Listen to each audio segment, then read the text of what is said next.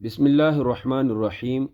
بر صغیر پاک و ہند میں ایک وبا چلتی آ رہی ہے کہ نوجوان لڑکیاں اور لڑکے چھپ کر گھر سے باہر اپنے والدین کی اجازت کے بغیر اپنا نکاح کر لیتے ہیں۔ نتیجتاً ایسے نکاح سے پھر انہیں خوشیاں نہیں ملتی، بلکہ ایسا بے برکتہ نکاح دونوں طرف والے خاندانوں کے لیے پریشانیاں اور نفرتیں پیدا کر دیتا ہے۔ ایک طرف اولاد کی غلطی کا یہ انجام ہے تو دوسری طرف والدین کی غلطی یہ ہے کہ والدین اپنی اولاد کی مرضی کے بغیر زبردستی ان کا نکاح کسی جگہ طے کر دیتے ہیں۔ نتیجتاً ایسی اولاد گھر سے بھاگ کر اپنی مرضی کی شادی کرنے پہ مجبور ہو جاتے ہیں اور پھر عمر بھر اپنی دو طرف والے خاندان والوں کی ہمدردیوں سے محروم رہتے ہیں۔ عزیز ساتھیوں، گھر سے بھاگ کر شادی کرنے والوں کو عدالتی تحفظ دینا درست ہے یا غلط؟ آپ کومنٹس میں اپنی رائے دیں۔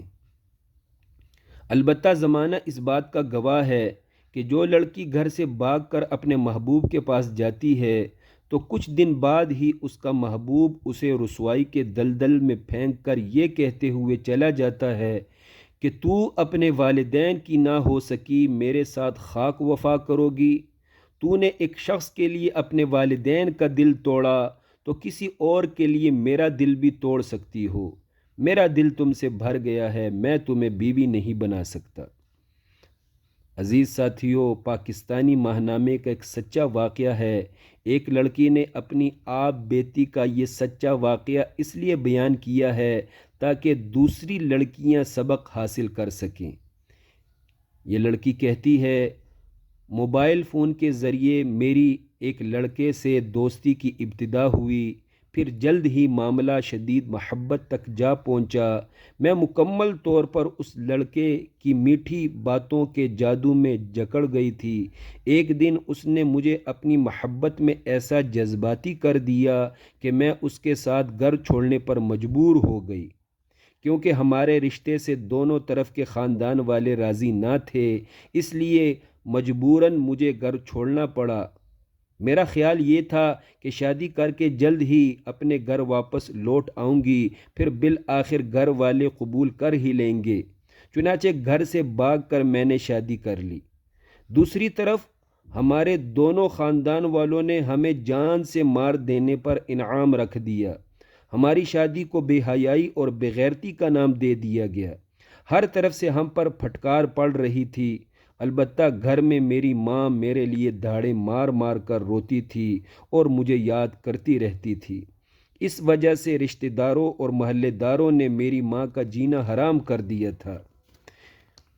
روزانہ میری ماں کو تانے دیے جاتے کہ تم نے اپنی بیٹی کو بھگایا ہے۔ ایک دن مجھے اطلاع ملی کہ میری ماں کی طبیعت بہت زیادہ خراب ہو گئی ہے۔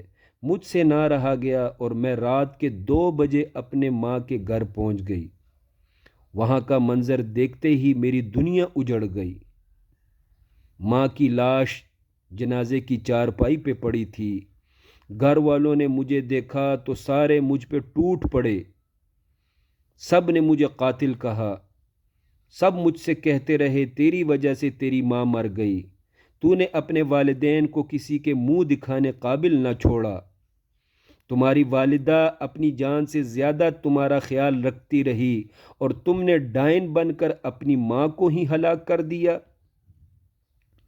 سارے رشتہ دار رو رہے تھے اور میں بھی رو رہی تھی۔ میں بار بار یہ کہتی رہی، ماں مجھے معاف کر دو، مجھ سے بہت بڑی غلطی ہوئی ہے، میں نے اس کی بہت بڑی سزا پا لی ہے، ماں مجھے معاف کر دو۔ میں دھاڑے مار مار کر روتی رہی، لیکن مجھے تسلی دینے والا کوئی نہ تھا۔ جب جنازہ اٹھنے والا تھا، کسی نے مجھ سے کہا، آخری دیدار کر لو۔ یہ سن کر میری حالت بگڑ گئی۔ رو رو کر میں بے ہوش ہو گئی۔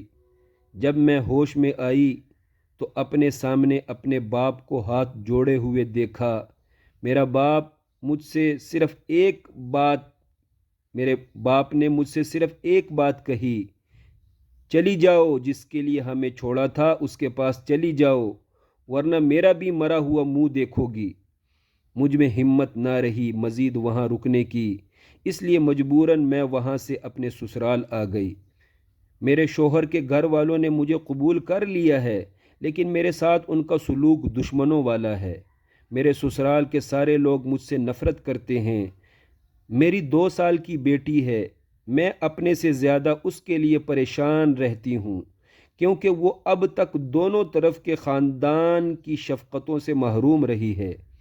اب میں ہر وقت اپنی بیٹی کے سوچوں میں گم رہتی ہوں۔ مجھے یہ ڈر ستائے جاتا ہے کہ کہیں میری بیٹی میرے راستے پہ نہ چل پڑے۔ اس لیے میں ہر دعا میں یہی مانگتی ہوں، یا اللہ میری بیٹی کو میرے جیسا نہ بنانا۔ یا اللہ لوگوں کی حقارت بھری نظروں سے میری بیٹی کو بچا لینا۔ یا اللہ میرے کردار کا تانا میری بیٹی کو نہ دیا جائے۔ اپنی آپ بیتی ختم کرتے ہوئے میں تمام لڑکیوں سے کہتی ہوں، جب بھی کوئی مرد تم سے تسکین حاصل کرنے کے لیے تعلق جوڑنا چاہے تو اپنا مستقل سکون برباد کرنے کی بنیاد نہ رکھنا۔ کوئی مرد کتنا ہی خلوص اور سچی محبت کا اظہار کر رہا ہو، کبھی بھی اس کی باتوں میں نہ آنا۔ کسی اجنبی سے مجبوراً بات کرنی پڑ جائے تو لہجے میں نرمی و نزاکت نہ رکھنا۔ محترم سننے والیوں، یہ دکھ بھرا واقعہ سننے کے بعد آخر میں ایک بات میری بھی سن لیں۔ شادی سے پہلے کیے ہوئے وعدے اور الیکشن سے پہلے کیے ہوئے وعدے ایک جیسے ہوتے ہیں، یعنی دونوں کھوکھلے اور جھوٹے وعدے ہوتے ہیں۔